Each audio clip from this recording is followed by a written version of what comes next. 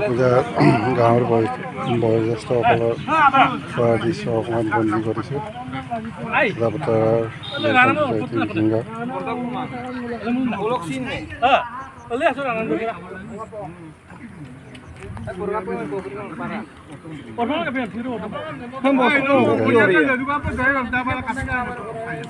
বাল্ডিং নাম খালি দিতে পারে